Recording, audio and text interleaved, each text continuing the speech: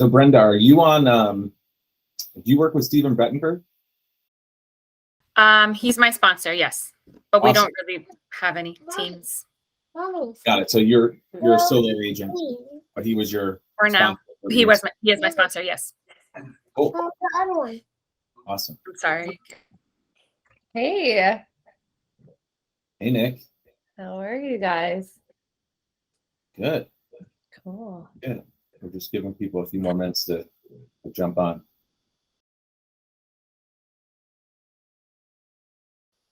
So Brenda, where are you based? Of course, I asked right when you take a sip of coffee. Sorry. So I live in South Plainfield. Cool. But I'm originally from Jersey City. I moved over here actually it's been 2 years exactly now. So I'm a little bit all over the place because most of my family and friends are either in Jersey City or Bergen County or Sussex County. Yeah. I'm a little bit of everywhere, but I do have So clients.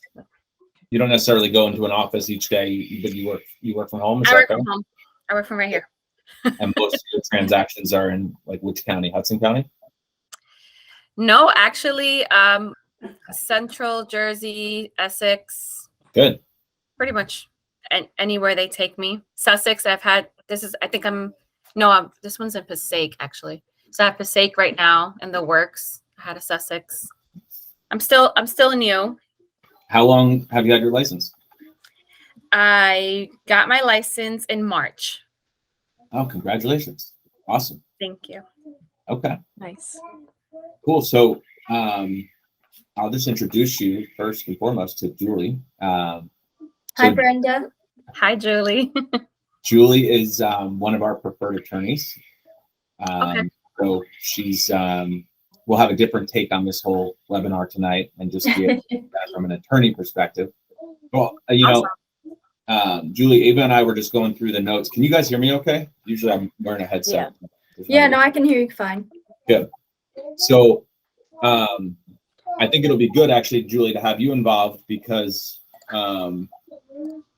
it's all about getting your offer accepted tonight is what we wanted to talk about.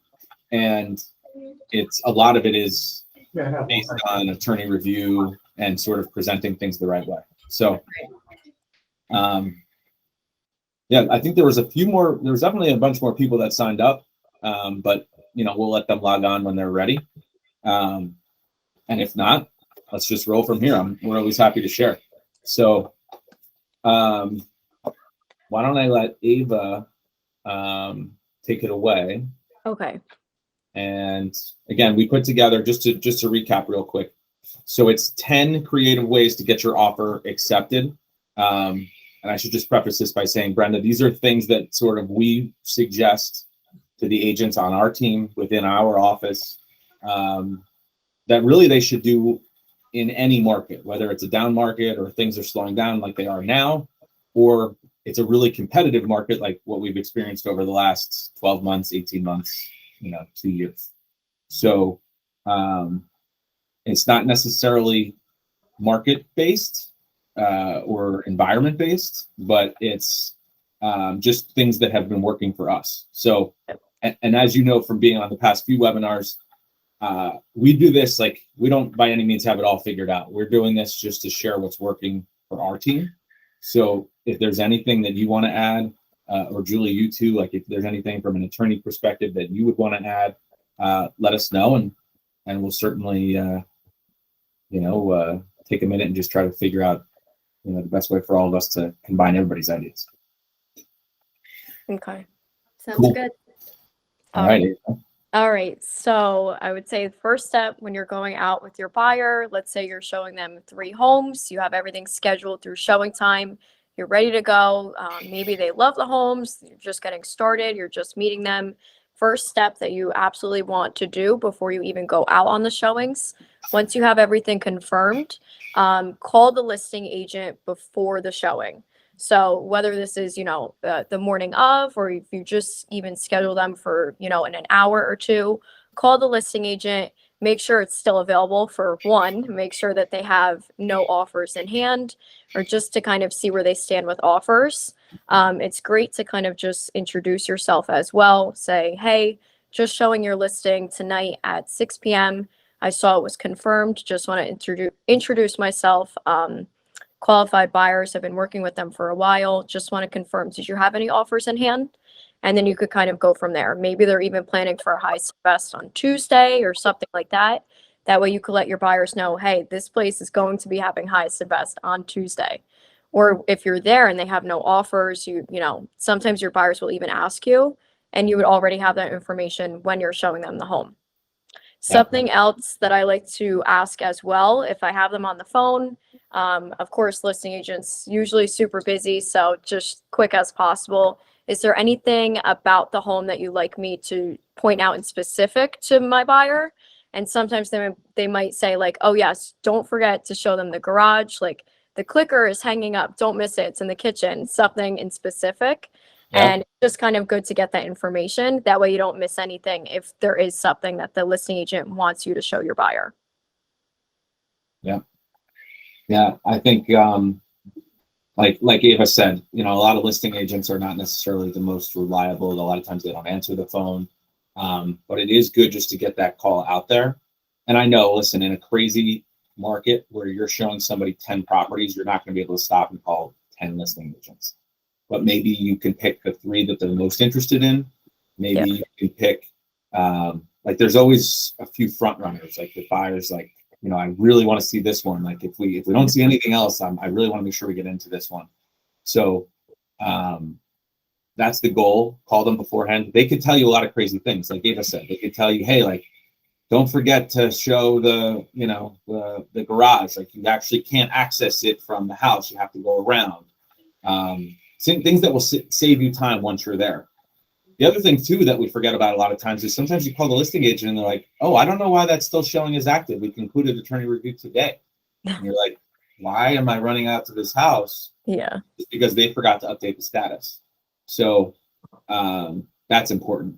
And then, you know, they could tell you that they have offers in hand. But let's skip to number 2, Ava. Yeah. Just because we'll go through that one. Yeah, so not only should you call the listing agent before the showing, you should also call them after. So if your buyer is interested in making an offer, even if they are thinking about, they're just kind of thinking about it, they let you know, hey, I might be interested, just want to think. It's definitely helpful just to reach back out to the listing agent. Hey, my buyers absolutely loved it. Just wanted to, you know, confirm again, did you receive any offers? We actually have a whole script of questions for the listing agent that we use on that second phone call when we said, hey, you know, just want to confirm, do you have any offers? Do you have a quick minute? And then we could kind of get some more detailed information with how to tailor your offer. And, you know, the best ways to go back to your client and say, hey, you know, it seems like we could definitely get our offer accepted. Here are some ways to do it. Right. What I've learned over the years is that you should never suggest anything to your buyer until you have a pretty good feeling that it's something that will get the offer accepted. Yeah. So for instance, if a house is listed at 500,000, I wouldn't go to your buyer and say, hey, I think you should offer 510. Before you should do that, you should maybe speak with the listing agent first and say, hey, if we were able to get you an offer around 510, would you take it off the market today? Feel them out first before you even suggest it to the buyer, right? So you should never be suggesting numbers, terms, down payment, closing date, anything to the buyer unless you feel like you've got a good understanding that it's going to get accepted, right? Because we've all been in those situations where you say to the buyer, hey, you should offer 500, full price, you know, just take it off the market. You call the listing agent, they're like, no, we have offers at 530. Now you got to call that buyer back and make it look like, you know, you didn't put your foot in your mouth, right? So never propose anything to the buyer unless you feel like you have reasonable belief that it will get accepted, right? So, Ava, should we go through the script real quick? Yeah. Okay. So we were just going to role play our script for you real quick. I'll pretend to be the listing agent. Perfect. All right. Hi, John. This is Ava from Lighthouse Residential. I'm calling regarding your property at 123 Main Street. I know you're super busy and your phone is probably ringing off the hook with calls regarding this place. However, I just showed it and my client would like to make an offer. Do you have a quick minute? I do. Okay, great. Just calling to see if you had any offers in hand currently. You know what? We actually don't. We just listed it about a week ago. We've had a lot of showings, but no offers. Okay, a lot of showings, no Heard offer. that before, right? Yeah. Yeah. Great. Well, thank you for sharing that with me. And I will be preparing my client's offer as soon as we hang up. So just to kind of get your seller the perfect offer, what does the perfect offer look like for your seller? If my client can meet those terms, we will write that offer today. Perfect offer. Well, if it's listed at 500,000, I mean, they do want to try to get as close to full price as possible. Okay, it's close to full price as possible. So, okay, great. We'll definitely keep that in mind. And how soon would the seller like to close? I know that this place is actually vacant. Yeah, they just moved out. They moved to their house in Florida. So since it's vacant, I would say as soon as possible. As soon as possible. Okay, great. Yep, my clients are actually living with family right now, and this is their first home purchase. So we're definitely able to meet that term and move in as soon as possible. Great. I know you said that you don't have any offers in hand currently, and this one just went on the market. Have you received any offers in the past, and within the first few days that it went up, that the seller had said no to? You know, it's funny you asked that. We got a call from a builder like 3 days ago, and they were trying to get it for like 475, but they wouldn't do that. No. Okay. Sure. Well, I appreciate that information. And well, my client definitely knows how competitive the market is, and I'm certain that they will take my advice as they have taken my advice so far. Can you tell me if my client were to offer, 490, would that get us a counter offer or? Yeah, you know, they've told me that they want to be right around 5, maybe a little bit lower. I think if you were to offer 490, I could get you a counter offer. 490, we could get a counter. I think so. Okay. Don't hold me to it, but I think so. Sure. Okay, great. I appreciate that, John. So just to confirm, seller's ideal closing date, soon as possible, 30 days from today, 45-day close. And if my client were to offer 490, you think that would at least get my client a counter offer? Yeah, I think that would start the conversation. Okay, great. Excellent. So just to let you know, my clients have been looking to purchase in the area for a while, and they do absolutely love this home. They actually did miss out on a few other homes in the past, and they're ready to move forward quickly on this one. So if we can come to terms, my clients will be using my preferred attorney, who will have us in and out of attorney review in, just 2 days. And they're using my preferred lender, preferred inspector, all the above preferred vendors. My clients do have stable jobs as well. They've been with their employers for years, so I can assure you a smooth transaction in all aspects.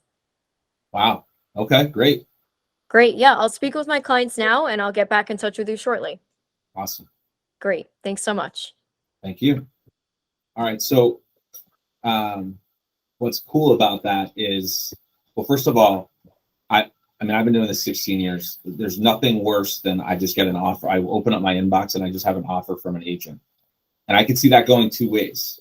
Yeah. I'll tell you a crazy story. I think a month ago, I was in Vegas at a real estate conference. I had a listing listed at $600,000. Maybe it was 2 months ago. It was when things were crazy competitive. It was listed at 600,000. An agent sent me an offer for 60,000 over. We didn't have any offers in hand. If he had simply called me, I would have probably alluded, maybe is the word. I have an attorney on the call, so I have to make sure I use the proper terminology. I would have probably said, hey, like if they simply asked me, hey, do you think list price would get it done? I would say, yeah, come in at list price. Never called me, just assumed it was crazy competitive. We had no other offers. Assumed we had many offers. Came in $60,000 above asking price. Now my seller was ecstatic because they got 60 grand above asking price. And I sort of spun it and, look at the beautiful thing I did for you. But in reality, I didn't do anything. This maniac just came out of nowhere with 60 grand. And of course we were going to accept it. But you're really doing your seller, your buyer a disservice if you're not calling and doing some due diligence about where you need to be. So the beauty of what Ava did, of course, was she felt me out a little bit, right? Like, hey, what have you said no to? And I told her, we said no at 475 is crazy, is what I said. But then she said, well, what if we did 490? And I said, yeah, I think that could get you a counter. So she's managing the buyer's expectations because she's feeling me out first. So now she can hang up the phone and go to that buyer and say, hey, I can't promise you anything, but I do have reasonable belief that if you come in at this number, I think we could get a deal done. Rather than just like, you know, saying, oh, I think you could probably get it for 460 or 465. Yeah. Right? Because if she threw that number out there and then she called me and I said the builder, you know, we scoffed at the builder at 475, then she would look like a little bit foolish. So, you know, and it shows me from a listing agent's perspective, if an agent calls me and they're asking that many questions in a helpful manner where it doesn't feel like an interrogation, I'm always like, wow, this girl knows her stuff, or this person knows their stuff. Like, I want to work with this person because they're really asking me everything. So we would say that that's the number 2 reason or creative way to make your offer stand out. And a lot of this, honestly, to some people may sound obvious, but it's just, I can't tell you how many times we get an offer from an agent I haven't talked to. And I'm like, hey, if you had just called me first, I could have told you it was with multiple offers, or we've already done highest and best, or whatever it was. So let's go to number 3. Great. Yeah. So of course, after you get all this information from the listing agent after the phone call, you're able to tailor your offer based on what's important to the seller. So sometimes, you know, to us, it might seem like, hey, my buyer could actually close super quick. That probably is going to be what the seller prefers. But, you know, sometimes the seller might be a family with children or whatever, and they actually prefer a longer closing. And if your buyers are flexible, then you probably want to take advantage of that and say, hey, we're actually flexible and we could wait until they purchase their home, or wait until they close on X date, or, you know, wait until it's convenient with the holidays coming up, or whatever it may be. So really just tailoring based on what's important to the seller will ultimately help your offer, instead of just assuming like, hey, quick close would be good. That's the same thing with waiving inspection or appraisal. If, you know, they don't have any offers, maybe you don't need to waive that portion of the appraisal. You don't need to waive the inspection, especially today. So yeah, I think those are some really good points, right? Like, a lot of agents will call me and say, hey, I'm going to send you an offer. We can close in 30 days. And like, to touch upon what Ava said, I'm like, hey, that's really great. But in 30 days, it's, you know, almost Christmas time, and my seller has 4 kids. So what I would prefer for that agent to do is say, hey, listen, what's their situation? When do they want to close? Like, I'm thinking of the listing we have right now in Bernardsville, right? And my seller got an offer actually today, and he's like, John, I'm not moving on Christmas Eve, you know, like, of course. He's like, let's do January 15th, right? yeah. So, you know, don't assume that money is the most important thing to people. Sometimes it could be closing time frame. It could be waiving an inspection. It could be, they could have just had a deal fall apart over inspection items. Mhm. So they may be willing to take your offer that's a little bit lower if you're saying, hey, we'll waive the inspection. So what's important to them? What's going on with them today? They could have just lost a deal and say, you know what, we just had a deal fall apart. They asked for a crazy home inspection. All right, well, would your seller agree to this number if we waive the inspection, right? And you can see that it's vacant, so I imagine they would want to do something quickly. Is that right? Okay. So again, some of these may not seem like real aha, but like, you have to have that information to draft and create the perfect offer. All right, so here's a funny one. What, you want to go through it, Ava? Yeah. So the next one, of course, when you're calling the listing agent, you're speaking to them, confirming they received your offer and everything.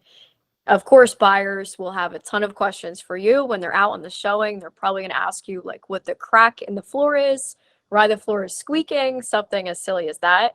So it's important not to ask the listing agent any of those basic questions. Even if it's something like, when was the kitchen renovated? Chances are you could probably find those questions and find out on the MLS. And, you know, if they have any specific questions about like, hey, it looks like there's a leak in the roof or something, always just remember that your buyers are going to do a home inspection.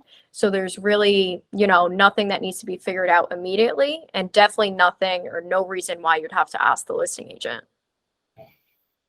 So don't be that lazy agent.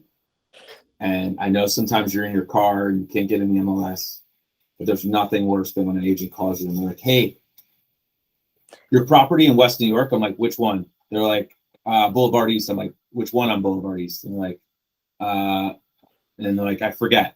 Okay, well, what's the address?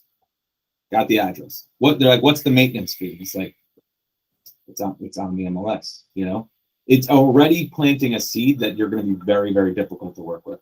Yeah. So here's a million things you could do before you do that. Look it up on Zillow.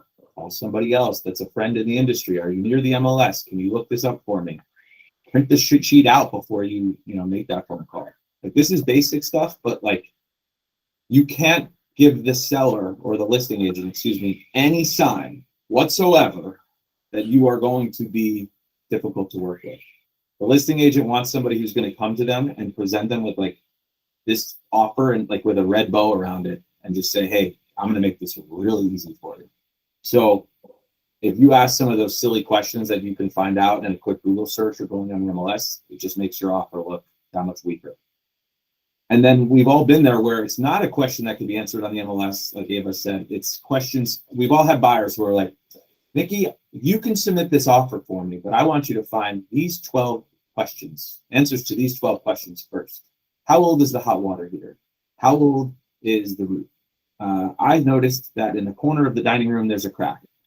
You know, if you just cut and paste those questions to a listing agent, they're going to think that they're going to be like, all right, this person got their license 2 weeks ago, or they're going to be like, holy shit, this buyer's going to be super difficult.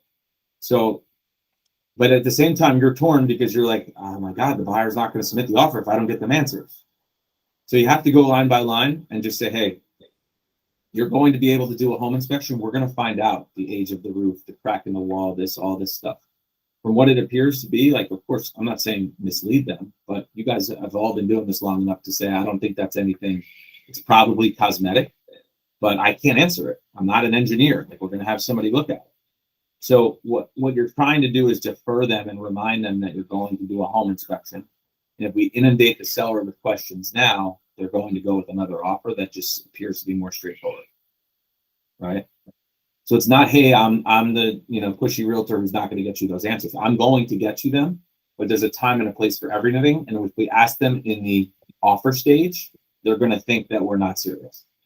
So super, super important, right?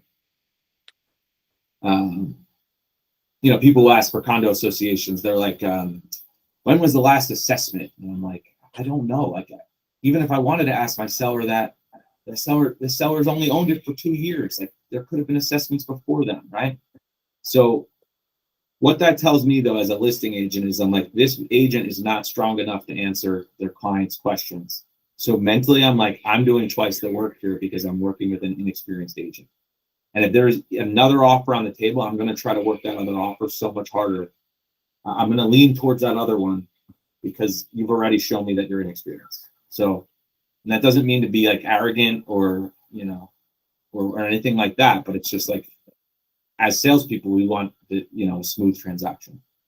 So, if you're newer, that's fine. We are all learning, but don't expose the fact by asking those questions. All right, number 5. All right. So when your clients are, if you're standing outside the house or whatever, they say, Ava, I love it. We definitely want to make an offer, but do you think that we could do 25,000 less? Or do you think that we could offer like 300 on a house that's listed at 400,000? Something that's important for you to do before you go out. Maybe you're showing, 3 places in Clifton one day. Just quickly before you go on the showing, look on the MLS, see what a 3-bedroom, 2-bathroom house has sold for, see what they've gone under contract for, how many days they've been on the market, and just run those recent sale comparables. That way you could see, hey, it looks like actually in Clifton, homes are selling for 103% of what they're asking for. So definitely want to make sure that, you could kind of prep your buyer by saying, hey, there's not really room typically for negotiation based on what we're seeing in the Clifton marketplace. Yeah. That I think it's number 5 on the list, but it's probably one of the most important ones. I would say the worst thing you can do as an agent when you're walking out of that house, you just locked the door, turned off all the lights, you locked the door, you're both walking to your separate cars, and they're like, Brenda, we love it. How much do we offer? First of all, don't answer that question. I would say, well, tell me, what are you guys thinking about number wise, and just see, where they want to start at. But the problem was a lot of these buyers just say, oh, it's listed at 5. Let's just arbitrarily offer 475. And it's the exact same thing when I'm meeting with a seller and I'm saying your home is worth 500,000. They're like, well, no one pays full price. Let's list it at 525 to leave room for negotiation. So the uninformed seller, and it's fine because they don't do this every day, is actually thinking in the exact same way that the uninformed buyer is, right? And they're both thinking, let's leave room for negotiation. So that's where we need to go into these appointments with market knowledge, general market knowledge, because Brenda, I don't know how you work, but it sounds like you're in a lot of different counties and towns, same as us. I mean, I live in Essex. I primarily work in Hudson, but I grew up in Bergen. So there's no way I can tell you the average days on market in Clifton and like with absolute certainty all the time versus like Bergen County. But I think we all have the general understanding that like the average sale price to list price is still 98, 99%, meaning homes are selling for 98% of asking price. Average days on market, even with the market changing, is still around 30. So what it is fair to say to a buyer, and especially if you've called the listing agent in advance, they'll give you room, right? Like there's times agents have called me. Here's a good example. I have a listing at 500,000. The seller will not reduce the price.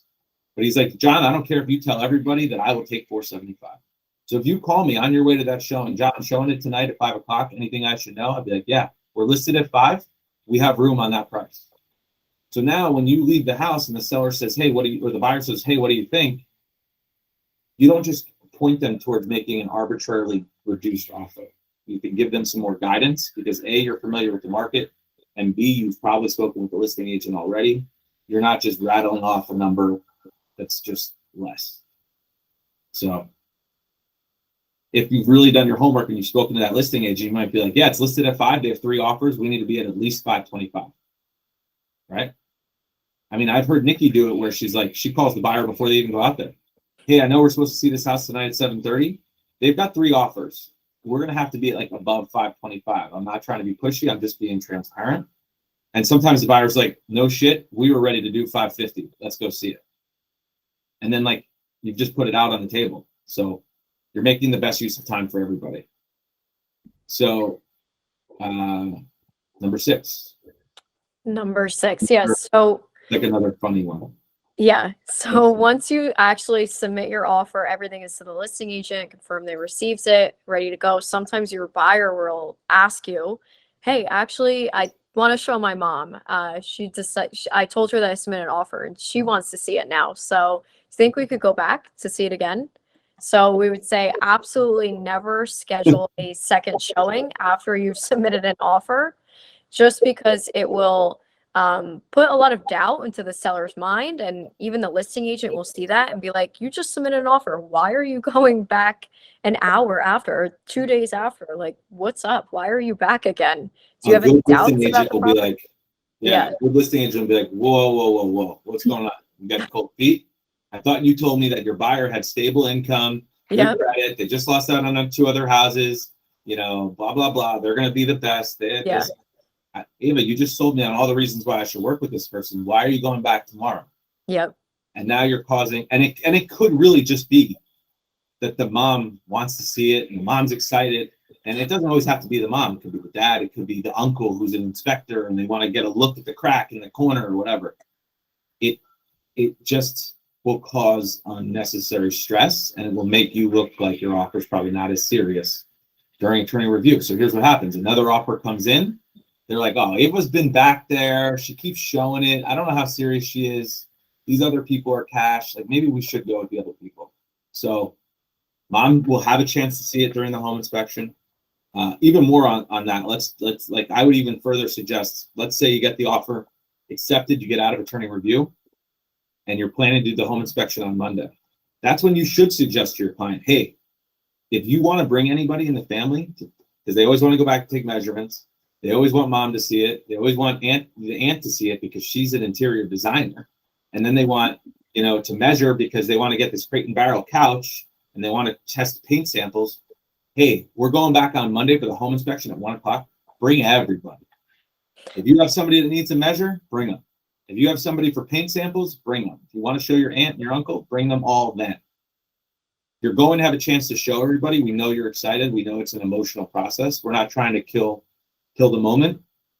But again, there's a time and a place. Don't do it during attorney review because it will make it look like you're a little bit shaky. And remind these people too, it's not binding, right? This is a very pro-buyer contract. That buyer can back out of that contract for a million reasons, right? And some of them are legitimate and some of them can just say, oops, didn't get approved by my mortgage company and here's a PDF of a denial letter. And unfortunately, it's a very easy contract for them to get out of. And a lot of times, by the time that they're doing their inspection, they probably may not have given their deposit yet. So they don't have any money on the line. They can probably get out of that contract. So you're going to have a chance to have everybody look at it. You're going to have a chance to have your inspector go through it, do all those things. All right. Great. Number 7. Okay. So when submitting the offer and kind of talking with your buyer, even if you're out on showings and everything, make sure that your buyer's using a well-known local lender. The worst thing for your offer is, there's 2 offers on the table. They're exactly identical. One of them is using, TD Bank, and the other one is using a local lender like New Jersey Lenders. Of course, someone would a good listing agent would likely pick the one with the better lender, knowing that that's likely going to close compared to one at TD Bank where the guy is in California and has never even heard of Hoboken before in his entire life. So it's important to kind of make sure the best that you can that your buyer is, really using a local lender that will help them get their offer accepted in the end. And it might even help them get a better rate as well. Yeah. So that one is important, right? It's important for a couple of reasons. Like Ava said, especially if we're talking about condos. All of these condo buildings are a little bit quirky. The local lenders know, they understand that they're all a little bit quirky. Some of them don't have enough reserves. Some of them have a large commercial space. Some of them have, the old lady in apartment 4 that hasn't paid in 3 years. They all have different situations that sometimes these big banks can't wrap their arms around it. So especially in a condo, you want to make sure you're using somebody local. And here's the other thing too. A listing agent not only wants it to be seamless and know that it's a local lender, but a lot of these names have become household names, like a Barrett Ketchian or Chris Gallo. Like a listing agent's like, you know what? Chris may not be my guy, but I see his name everywhere. So I feel pretty good about it. I know when I was trying to get a mortgage 3-4 years ago for some transaction, Barrett wouldn't talk to me unless I had sent him all my tax returns, all my pay stubs, everything. Wouldn't even talk to me on the phone. So that guy has a very thorough process. And when I see his name on a buyer's pre-approval, I know how hard it was for me to get an appointment with him and me to get a pre-approval from him. I can't remember why I was going around Chris. I think that a lender, that's what it was. A listing agent made me get pre-approved by Barrett, who was his guy. So I'm just saying, it not only will make the deal easier for you and your client, but those names are very well known amongst the listing agents, so it helps. All right. Number 8. Yeah, so just like using a local, well-known lender, you want to make sure that your buyer's also going to be using a local real estate specific attorney as well. Something that you Yeah. Something that you can do as well that'll make your offer stand out compared to others. When you are submitting your offer in your email, of course, you want to specify terms of the offer, purchase price, what kind of loan they're getting, down payment, lender, closing date, really all just specifying bullet points when you submit the email over to the listing agent. And then of course, something extra that you can include that's very important, it'll make you look more serious, is include your buyer's attorney information. So it really just makes it look like you're very much more prepared. Your buyers are ready to go and you're going to be easy to work with. Your buyers already have a local real estate specific attorney picked out. So they already know that we could get an attorney review, tonight when the offer is accepted, and we could get out in, 2 or 3 days quickly. And it's not going to be just this random attorney who is the buyer's uncle or something like that. So it really makes you stand out and it looks like you're ready to go.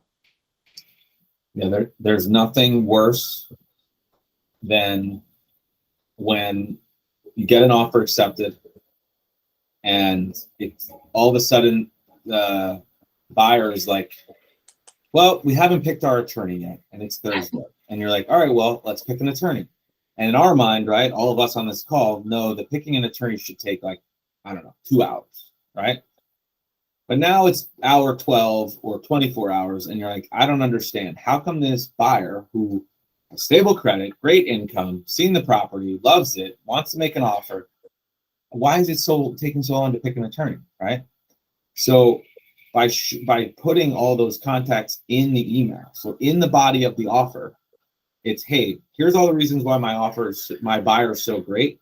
Not only that, they're using my preferred attorney, Julie Leva. Here's her information. She's on standby to start attorney review. Here's her info.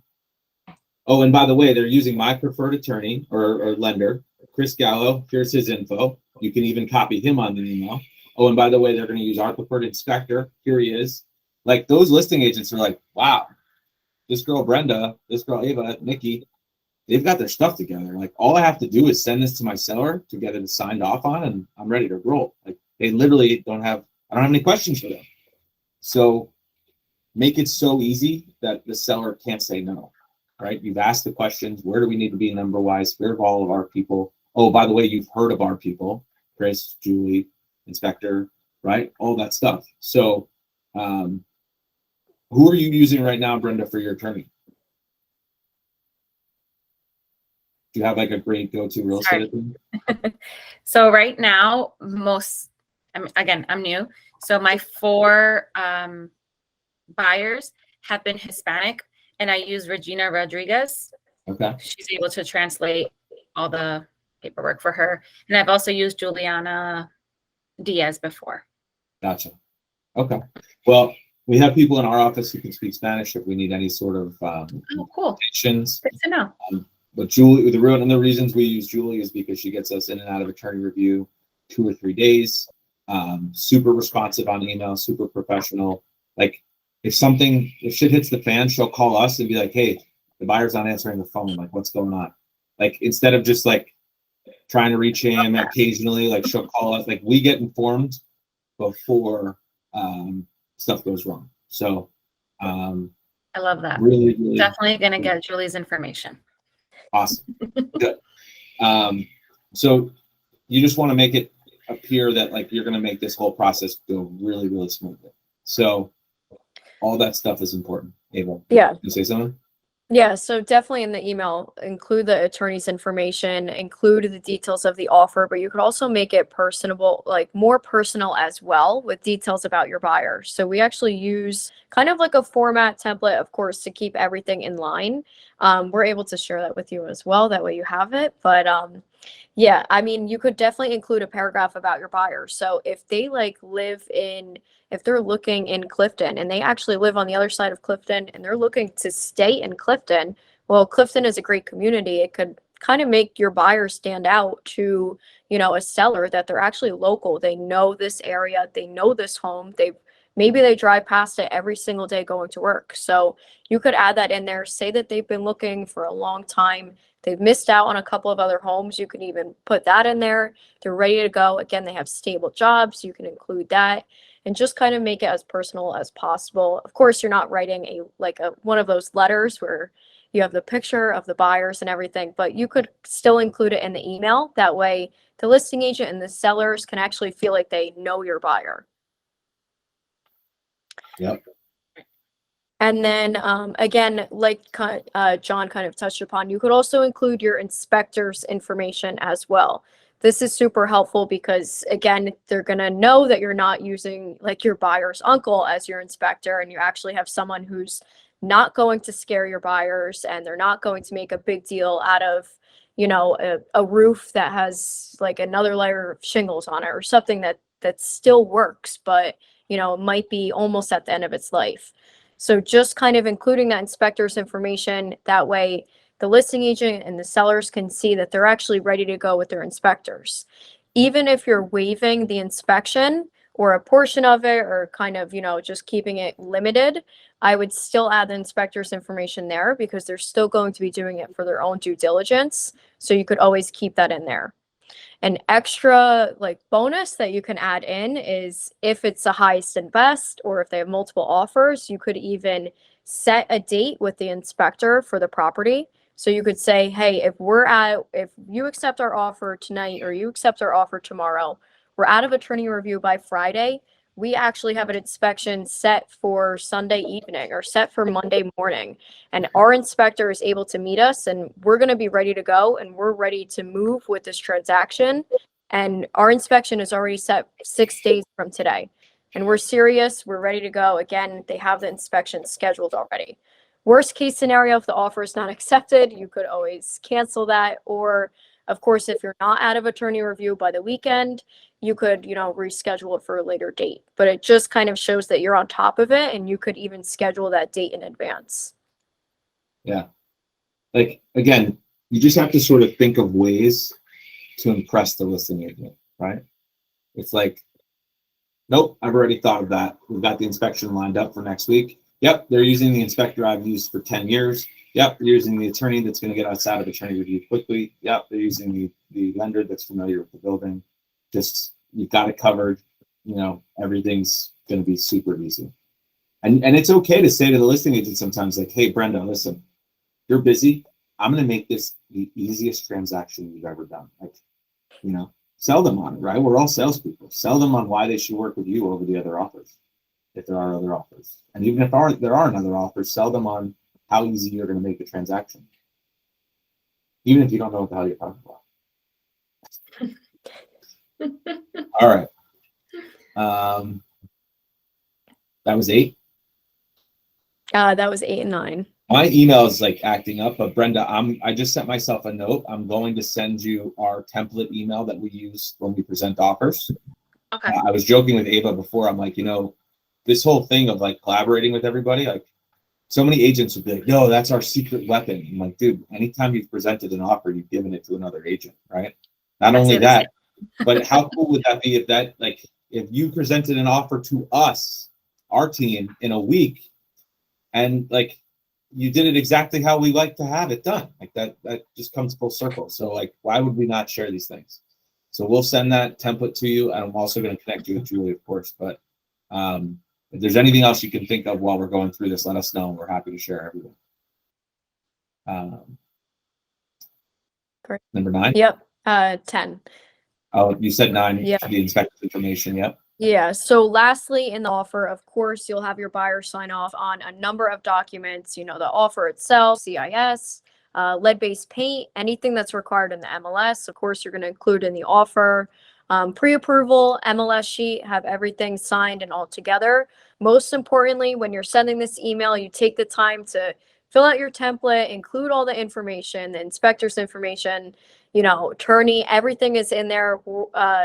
Worst possibility is that you just send the dot loop or DocuSign or whatever it is to the listing agent. You want to make sure that you're actually exporting it, you're labeling it correctly, offer to purchase, 123 Main Street, town, New Jersey, zip code, whatever it may be, make it super specific and all in one PDF. And then in that template of the email, you're writing attached in the offer to purchase. I've included the offer. I've included the lead-based paint. That way, there's no question when the listing agent is like, oh, did Ava actually include the lead-based paint, or did she actually include the seller's disclosure that was on the MLS? And it's already in there. And when they scroll in the one PDF, it's all right there for them to see. If for a highest and best, if you even wanted to go the extra step, you could create a cover letter, and the cover letter can kind of say included in my offer to purchase is this. Again, even in that cover letter sheet, you could kind of highlight important parts about, I'm offering 100,000 over asking, and highlight that. And even in the email, you could highlight things. We're going to limit the inspection. We're going to waive portion of the appraisal, and actually highlight it in the email. And then again, you can include that in the cover letter and highlight it in the cover letter as well. Yeah. Ava, who taught you all this? You guys, the highlighting I was I gonna got say, from I was gonna say Nikki probably like. Yeah, as the highlighting I words were got from coming out, I Nikki. was like, she's probably gonna list somebody else other than me. No, highlighting I got from Nikki. Yeah, she's definitely showed me make sure that you highlight, and then like for a highest and best, sometimes I have Nikki come over, look at my offer, make sure that it's good, and sometimes she'll be like, highlight it and then bold it and then write it in all capitals and make sure that they see it's $75,000 over asking and put 5 exclamation marks at the end. And I'm like, okay, we'll do. But yeah, I definitely use it on anything. I mean, I made an offer personally on an investment property yesterday. In this crazy market where things have slowed down, crazy in a slower way, they still somehow got 48 offers. 48. Now it's because they mispriced the listing, in my opinion. They priced it way too low. They priced it at what was it, Nikki? 429? It probably should have been at like 490. So whatever. They created a lot of work for themselves. But when you make your offer stand out because you're A, more organized, and B, you've actually pinpointed it's 75 grand over, it's 10,000 over, it's 5 grand over. You're just ensuring the fact that it's not going to get overlooked when there's multiple offers. Yeah, I was gonna add for that. It sounds like repeating, like especially with the cover letter and all that stuff, but the email you send out sometimes doesn't go directly to the seller. And if there's the cover letter or whatever the case is, or even if the seller or the listing agent, I should say, forwards your email over to the seller is seeing, you know, what the other side looks like, how organized they are. Yeah. And that's a really good point. Yeah. and then I was just also going to note too, for highest and best, which obviously we're not in a, you know, things are changing, but even, you know, whatever the case is, I feel like listing agents sometimes will give instructions, and they want to see who's going to follow that, who's going to listen, who's going to actually read those instructions, because again, that's the first kind of impression, other than, you know, of course, the other active, proactive impressions you did already make with reaching out to them, whatever the case is. You know, I feel like I've been in highest and best too, where, you know, the listing agent's like, I'm not going to look at it if it's not in one PDF, or I'm not going to look at it if you don't title it X, Y, and Z, offer underscore this, that, and that. And it sounds silly, but I feel like it's just their first test in this whole thing of just, you know, making sure that you can listen. Yeah, it's true. It's I've even heard listing agents say, hey, the reason I give all those steps is just to see who follows them, and then whoever follows them, honestly, I know is going to be a lot easier to work with. It's a little bit of a game. But I think you guys both said a few good things there, a lot of good things. The one PDF, I think, is something we probably started doing more recently. And it's just because sometimes when there's multiple PDFs, things get lost. But one of those things to put in there, Brenda, is a copy of the MLS sheet. And I would use it, make sure you're using the agent sheet, because that shows the commission that's being paid out. Because here's what we've had happen. They're offering out 2%. Or let's say they're offering out 2.5%. There's nothing stopping them from 2 weeks from now going into the MLS and changing it to say 2%, from 2.5 to 2%. You've written the contract, it says 2.5 because that's what it said when you wrote the contract. But somebody can change that after. Now all of a sudden you go to submit your commission invoice before closing and you submit 2.5, and they're like, no, the MLS says 2. And it becomes, well, now you're losing your mind. You're like, wait a second. I thought it said this. So it's a little bit of a timestamp to say, hey, when we submitted this offer, here's the MLS sheet, and here's all the things that were presented to us. It also has saved us for situations where people are like, yeah, the refrigerator's included. Then they go on there and they change it and they say, refrigerator's not included. And then all of a sudden it gets to the closing and they're like, no, it was never included. And you're like, am I losing my mind? I'm pretty sure it said this, and maybe the attorney missed it in the rider or the contract, and it just sort of puts a timestamp of like, hey, this is what we saw when we presented the offer. So that will save you. I wish somebody showed me that years ago. I think that's, I'll give Nikki credit on that one. I think that was something she started doing. Yeah. Yeah. I think I it's got burned by something So that's why. Yeah. We jokingly say these are all the ways we've gotten screwed, and Yeah. here we are sharing them with you so that you don't get screwed. Right. Which has actually happened to me. Yeah. So I learned the hard way. And like they can go back on the MLS and say, yes, it looks like somebody edited this, but they can't specifically tell you they changed it from 2.5% to 2%. And then like everybody's so anxious to close because they want to close tomorrow at 2 o'clock. So Brenda, what are you going to do? Are you going to reduce your commission? Like, you know, and you just sort of get pushed into this corner because you're the asshole who's slowing down the closing. But all of a sudden it's like, guys, like that's what we were being offered. Like, why am I changing my commission? Right. So I like that. I'm gonna do that. yeah. I usually save it for myself right away, like in my computer. But I've never added it to the offer in the PDF. I mean, I had one where Definitely start doing that. I was selling this guy's investment property. The buyer who was buying it, when they walked through the house, they saw this big fancy alarm system. And they're like, great, I'm getting this alarm system. Property was tenant occupied. When the tenant moved out, they disconnected the whole alarm. Buyer does the final walkthrough. They're like, where the hell is the alarm? I included it in the sale as a listing agent because I thought it was part of the property. I didn't know the tenant put it in. So now the buyer's about to close and they're like, you know, we want $500 because the alarm's missing. And I actually, I aided on that one because I presented it that it had an alarm because I saw an alarm. So, you know, it goes both ways, but it holds everybody accountable to, hey, what was being offered, what was included, how was it presented? Sometimes you'll catch stuff in there, like they're like parking spot included. And then all of a sudden at closing, they're like, did we say it was included? There's no spot. And you're like, no, here it is, you know? Keeps everybody a little bit sane. So Julie's probably like, if you guys all just follow the rules, there would be no issue. Yeah. So that was number 10. Any questions? We're actually perfectly on time. Anything you want to add? I mean, I feel like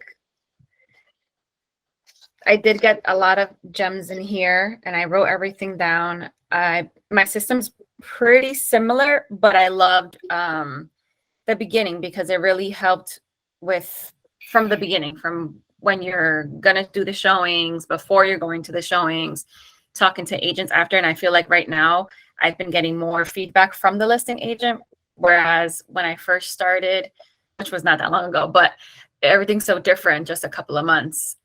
Between April and June, I asked any of these questions and it was just like, don't even call me. It's Just, funny. There was a meme, and if I find it, I'll share it with you. There was a meme that was like, isn't it funny how the listing agent 6 months ago was like, I don't even have 20 seconds to talk to you. And now they're like, hey, Brenda, what did you think? I noticed you showed it. What do you think? Do you have an offer? yeah. Does your client I'm even getting calls now. Yeah. Sending you flowers? Yeah. So Yeah, so it's really interesting for me because I'm new. So it's like just 3 months ago, nobody wanted to talk to me. And now even today I had a lady like, oh, we installed the stairs. Everything's okay. I'm like, okay. Thank you. So if we she's were so to do an responsive. addition on this house, would your client make an offer? Crazy. But so I have 3 things just to recap. I'm going to send you an example offer with the PDF, the one PDF attachment. I'm going to send you the script that we use for the listing agent, questions for the listing agent. Oh yes, I love that. I would love Yeah. that one. Yeah. And the third thing is I'll send you an introduction to Julie via email. Yes. I was going to ask for that. Thank you. Of course. I'm excited. And- The attorney that I use right now is someone that my lender gave me because I don't know anyone, right? So I was actually going to ask you that. Does your lender, and Julie, I guess you can answer this question. Do you work directly with lenders or did you build a relationship with your agents? Is that how you guys use Julie? Or is it both? So we were connected to Julie through actually a family friend of ours. Okay. Who works in real estate, in some degree. And that's how we met. But no, we did not meet through our lender. Okay. We just sort of built a great database of people that have been great over the years. Our lender we've been working with, who you probably met at the event, Chris. He's literally number 3 in the country, not New Jersey, not Hudson County, not Bergen County, number 3 in the country for the amount of loans he does. And he still takes all of our calls. We still text him. Oh, that's nice. Yeah, you can text him, you could call him. I send him $2 million deals, and I send him deals that are $200,000. So, and he's not like, there's no ego. He's not like, I'm not doing the $200,000 ones anymore. He's the kind of guy who will do any sort of deal. And I think that says a lot. Like, you could still get him on the cell phone. You could still get a text back quickly. He's super responsive, and some of the same reasons we work with Julie, right? Like, a lot of attorneys just have that office number in there, and if it's 502, you're not getting them on the phone. Julie, we contact her, and she gets right back to us. So, those are just important things.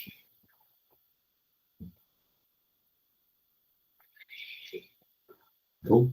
Sorry, my little guy's trying to get my attention. But yeah, that's one of the reasons why I do want to meet my own people, so to speak. I love who I'm working with now, gets their job done, but I'm the type of person that likes to be on top of things. And I feel like sometimes I'm on top of her to make sure she's responding to emails, because I'm like, oh my God, why are you not replying?